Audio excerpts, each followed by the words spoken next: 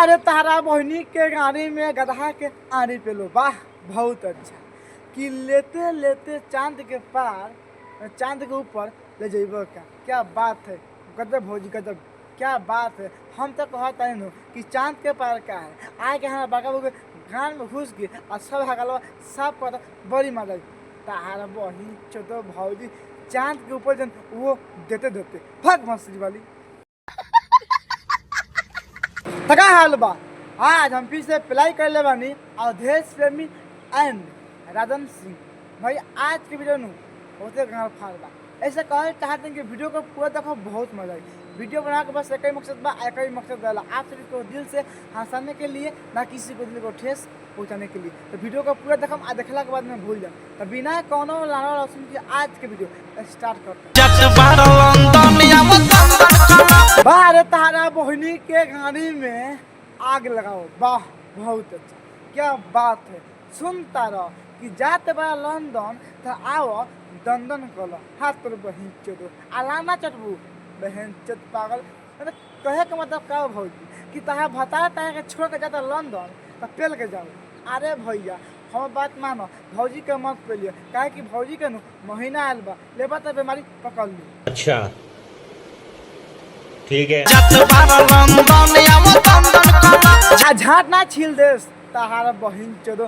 सुनता रह भौजी के मन कितना खुश बा कि भौजी खुद कहतिया कि जात बा लंदन ताव दंदन कला।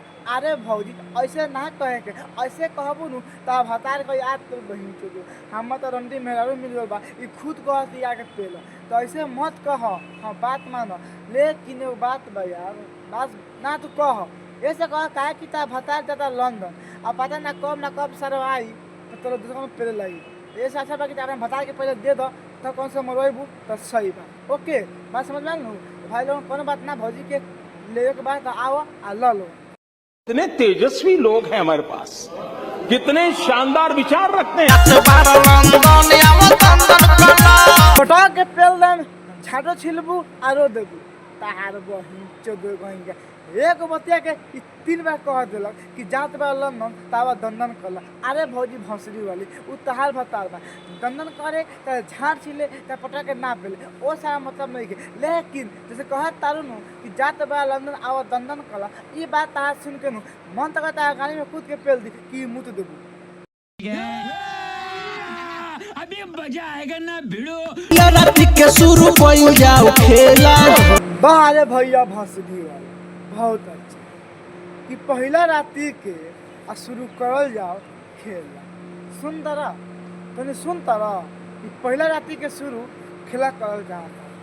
अरे भाई तला के पे तक भौजी के लहंगा उठाओ मारा का पका भौजियो खुश तू खुश का झाटू खाना बात बोले लई मतलब शुरू खेला करे तो कर ताका मना के करता। हम तारा के मना नहीं करत अब शुरू खेला कर सकता हूँ लेकिन एक शर्त को भौजी के लिहा ना खाली झाँच के छोड़ दिया। अरे तो सेव दोनों ले ला होई केला। हो क्या बात है धरे दस सेव आ लेला दोनों केला। क्या बात है भैया के साफ साफ कहे के मतलब है कि भैया के लगे दो केला बा आ भौजी के लगे सेव बा तो भैया खुद कहता रे कि धरे दस सेव आ लेला दूगो केला। देखो भैया वो तहार मेहरारू बा अपना मेहरारू के साथ तू कुछ भी कर केहू ना बोली लेकिन जान से मरिया मत आ कस के पेलिया जा। तेरा बाप यहाँ छोड़कर गया था कि तेरी माँ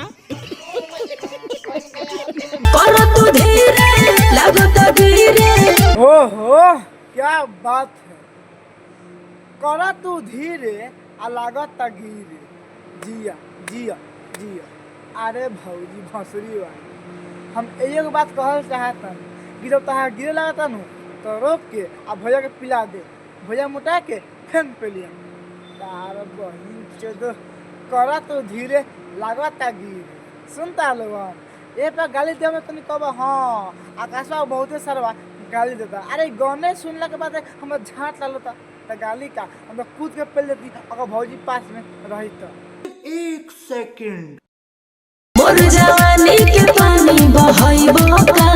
गिलास में रोक के पी ली हम तार बहिन चोदो हमरा जवानी के पानी बहब भौजी के जवानी के पानी पहले तूफानी भी चूस के छोड़ देले रहा आ फिर से कहता रे हम जवानी के पानी बहब का। अरे भैया जब तूफानी भी पेट लन तो माना काहे ना कैलू, सब जवानी के पानी ऊ चूस ले बड़न। ई तो फटा से कुछ कर नहीं खे, हम सच कहते भाई लोग कसम से। ज़्यादा दिमाग मत खराब कर, कूद के पहले 15 हाली आ कहूँ पे ही नहीं खी। अच्छा लेकिन तहा भतार के लामा खामा बा सुन ले भाई लोग बहुत भौजी के ये बा कूद के पेल ले तो खुद कहला या कभी काहे पेलता। अरे हम कहाँ ना पेली सब हम पेल के मर जा। भौजी खुद कह किया कि बाके लामा तहार खामा। अरे भौजी सामान पे आता था रो भैया के मुठ मार दो और गिरा दो नीचे। भौजियो खुश तू खुश आ भैया खुश। तार भतार के लामा खामा बा। अच्छा भौजी ता भतार कथी करे लाउरी हो? लेते चांद के ऊपर ले जाइबो का। बारे तहरा बहनी के गाड़ी में गधा के आरी पे लो चाहे झांटी छिलो। बहुत अच्छा कि लेते चांद के ऊपर ले जाइबो का। सुन ले भाई लोग भौजी के बात। अब तोहनी बताओ ये बात सुनला के बाद में भौजी के पेले के मन ना करी तका भौजी के आरती दिखा के मन करी कि भौजी के मन खुश हो तो फिर ऐसा गाना पे गाओ तो है।